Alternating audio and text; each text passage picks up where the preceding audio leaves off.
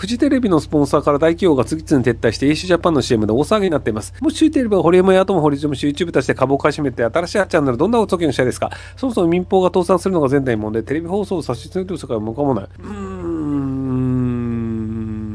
長期的にはテレビ局はまずいと思うんですけど、僕短期的には多分フジテレビ株買い時なんじゃないかなと思いますけどね。AC ジャパンになったとしても売り上げが下がるわけではないんですよね。企業がもともと買っている CM 枠をそのまま AC ジャパンの枠に切り替えるだけなので、フジテレビに振り込まれる金額は別にそんなに変わらないんですよ。じゃあ実態として本当に何が起こったのかっていうのは、実は未だに事実はわからないんですよ。ただスポンサーはなんか面倒なことが起きそうだからとりあえず引いといた方がいいよね。要はキャンセルカルチャー的にフジテレビを支援してるみたいに取られると面倒だから引いた方がいいよねっていうぐらいの話で、ほとぼりが冷めたら元通りになるっていうパターンなんじゃないかなと思いますけどね。で、僕は日本のニュース番組を見てるわけではないので実態としてそこまで詳しいわけではないんですけど、フジテレビが女子アナウンサー女子社員を接待要員代わりに使ったのではないかというので、フジテレビぐるみなのではないかということでこういう状況になっているということだと思うんですよ。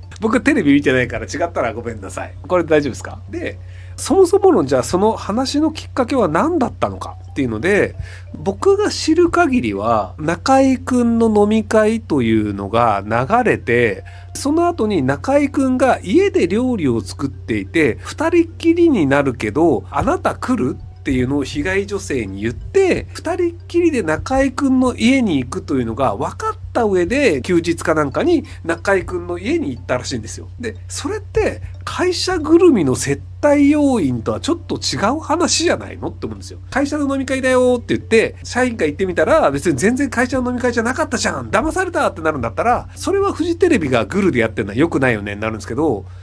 会社の上司に行くかどうかを相談したわけでもなく、中居くんと二人っきりだと分かっていて中居くんの家に行ったって話であれば、それ会社ぐるみと関係なくねっていう風に僕が見てる情報だとそういう解釈なんですよ。これ以外の情報あるんだったら教えて。いや、部屋に行っちゃダメかどうかは別にそれは大人がやることなので、付き合うとか別れるとかそれは大人が勝手に判断することで、会社が関わることではないんですよ。会社員が別になんか仲良くしたいかどうか、それは大人の判断じゃないですか。僕が知ってる限りの情報だと中居くんと二人きりだよって言われていて家に行ったっていう話なので、なので二人きりだと分かってる状況で言ってるんですよ。その後になんかどんなことがあったら性行為的なことがあって同意したかどうかは全く分からないので、これは僕は分からんので置いときますと。ただなんかフジテレビぐるみで女子社員女子アナウンサーを接待要員にしていたのではないかというのであれば、それはじゃあ会社がそういう飲み会をセッティングしたとか、会社がその飲み会の状況を知っていて女子社員女子アナウンサーを騙したとかであれば、それはそうだよね、フジテレビ良くないよねとなると思うんですよ。でも僕が知る限りは二人っきりだと分かっていて中居くんの家に行ったという説なんですよ。この説がね違うんだったら教えて。別に僕はこの情報ちゃんと検索して調べてるわけじゃないので。あ、そうそう、フジテレビの株主の外資系のところがちゃんと調査委員会作って調査報告書出せやって言ってて、僕これが正しいと思ってるんですよね。本当にその中居くんが二人っきりでうち来るって聞いて女子アナウンサー的な被害女性の人が自分の意思で行きましたってなるのであれば、それはフジテレビ関係ないよねということになるので、なのできちんと第三者委員会が調べて事実関係をはっきりさせた方がいいと思うんですよね。なんかそこふわっとしてると接待要員としてフジテレビが使ったんじゃないかみたいな話になってるじゃないですか。でもちろん真実は分かんないですよ。事実も分かんないですけど、ただ流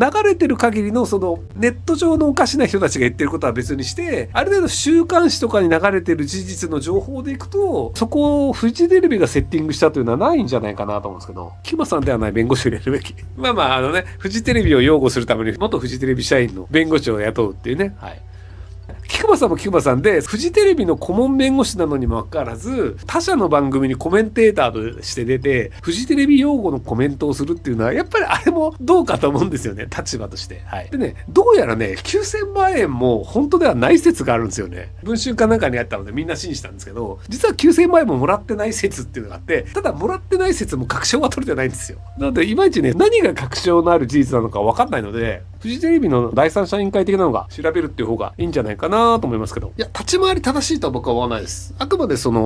こういう事実がフジテレビから見てる限りの事実としてありますっていうのは、確定させるために、菊場さんみたいな元フジテレビ社員の弁護士とかじゃなくて、第三者に調査をさせて事実関係をはっきりさせるっていうのをやった方がいいんじゃないかなと思いますけど。あ、このタイミングで写真入れたんだ。そうそう、なんか本人が言ったと報道されてるなんですけど、それが本当に本人なのかどうかっていうのが確証がないんですよね。名前を出して、私は西村博之です。9000万円もらってませんって言ったら、あ、確かになってなるんですけど、そもそも被害女性と呼ばれる人が誰なのかっていうのも、公式な事実としては未確定なんですよ。もう、うすうすみんな分かってんだけどさ、渡辺なんとかさんって人だよねみたいな、うすうす分かってるんだけど、ただあれはあくまで憶測なんですよ。今のところフジテレビからこの人ですとか、中井さんの事務所の方からこの人ですとか、被害女性が私ですとかっていう、実は本人特定は今のところされてないんですよ。まあまあ、多分大体みんなの予想合ってるとは思うんだけど、じゃあ X 子と呼ばれる人が言ってることが、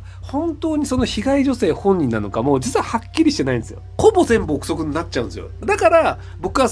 憶測だけでみんなで話をしてるのはどうかと思うので、フジテレビがちゃんと調査をして事実を確定させればいいんじゃないのっていうふうに思ってるんですけど、人間って嘘をつくときに他人に目を見られたくないという感情が動くことがあって、なので草津町長を訴えた女性ってどういうことがあったんですかっていう時にずっと目をつぶって喋ってたんですよ。でね、これ僕、小学生かなんかの時に同じ景色を見たことがあって、毎日新聞のスクープで、縄文時代の石器を新潟と長野かなんかで見つけて、これをくっつけたら同じ石器でしたみたいなことをやった考古学者が日本でいるんですよ。いやいや、縄文時代の石器でたまたま分かれた同じやつがそんなん出てくるわけないでしょって思うんだけど、日本の考古学の中ではものすごい権威でゴッドハンドと呼ばれる人で、その人がその石器を同じものだとくっつけるときに下を見ながら上でこうやってくっつけるんですよ。同じものでしたって言って下を見て目を見ないんですよ。本当に自分が信じたらほらほらくっつくでしょ、本当でしょ、すごくねすごくねってなるんだけど、やっぱりね見れないんですよ。こうなるんですよ。っていうのを子供の時に見て、ああやっぱ人間って嘘つく時に見れないタイプの人いるんだと思って、嘘つくときにそういった演技ができない人っていうのがいるんですよ。僕の知り合いのウィニーっていう映画で主演をした男優さんの場合は、どんな嘘でも平気で言えるっていう、どんな表情でも面と向かってカメラの前でどんなことでも言えるっていうのがあったりするので、人間って嘘つけないよねというのも間違いで、嘘をつく能力がある人っていうのはいくらでも嘘がつけるっていうのがあったりするんですけど、嘘がつくのが苦手な人の動きっていうのもあって、あ、この人って嘘つくのが苦手だからこういう動きをしてるんだっていう風に見る場合もあるんですけど、ただ逆に嘘つくのが上手い人は普通にそれを乗り越えてきて嘘をつくんですよ。面と向かって嘘をつくっていう。なので一概にどの行動が相手の目を見て目力強めにして騙そうっていうタイプの人もいるんですけど、嘘をつき慣れてない人っていうのはなかなか、バレやすい嘘の表情と本当に隠す嘘の二重の演技も大事。バレやすい嘘をついた時に、あ、バレちゃったってへみたいなことをやってて、本当に嘘をついた時はそれについて一切分かんないようにするっていうのもやり方としてあるんですけど、ホリエモンがフジテレビの株買って株主総会でらしいけど、どうもフジテレビと話しちゃうの？いや別に普通に想定通りの質問に想定通りの回答をするだけで特に何も起きないんじゃないかなと思います。株主総会って皆さんご存知ないと思うんですけど、普通に頭のおかしい人いっぱいいるんですよ。なんだろうな、講演会とか割とそれなりに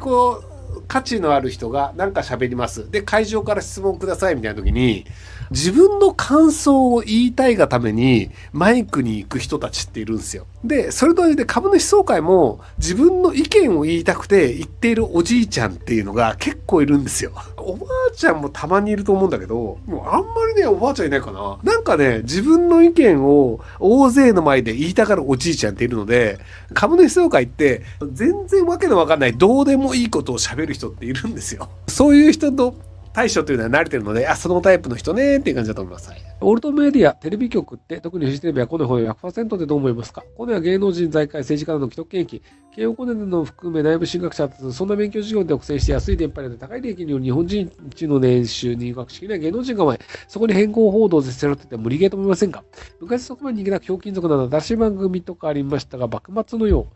う。免許事業は儲かるので、携帯電話会社とかも同じように儲かるので、なので免許事業というのは基本的に腐敗するよねっていうのはあるんですけど、利益率はどんどん下がっているテレビ局は。で、ネットに割とそこら辺を食われてるっていうのがあるので、なので余計にそういう腐敗があって、そこの腐敗が表に出てくるような時代になってるので、多分テレビ局もそろそろ過渡期になり始めてるんじゃないかなと思いますけどね。結局、多分今の20代の人たちで、家にテレビがない人がもう多数派になるんじゃないかな。一人暮らしをしてる人ね。もう受信料払いたくないよね。テレビというのを買ってしまうと、その時点で毎月受信料取られるんですよ。別になんかネットフリックス見たいだけですとかであれば、もうモニターでよくねとか、っていうので、テレビを買うと、だいたい年間に3万円ぐらい金が減るんですよね。それだったら、ネットフリックス入った方がいいやつやんとか、Hulu 入った方がいいじゃんとか、Amazon プライムでいいじゃんっていう時代になってきていると思うので、20代が見なくなったら、10年経ったらもう30代見ないし、もちろんそれより下の20代見ないしっていう形で、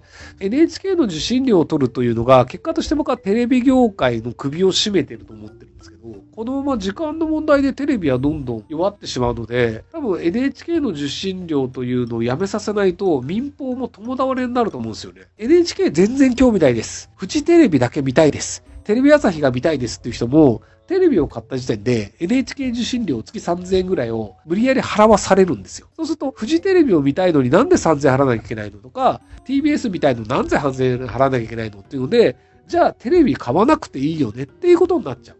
テレビ番組も興味のあるやつだったら今 TVer とかネットとかノーパソコンでも見れるので、見たいものだけじゃあそれで見ますとか、あと今のテレビのドラマって、ネットフリックスとか Hulu とかで見れたりするので、なのでそういう形で見なくなるっていうのが結構増えるんじゃないかなと思いますけどね。民放の方で NHK スクランブル化っていう形にして、払いたいやつはお金払うけど、別にテレビを買うことに関しては月3000円払う必要ないよねっていう形にしないと、多分民放は結構厳しいんじゃないかなと思いますけどね。ご視聴ありがとうございます。今回の動画はこちらからの切り抜きになります。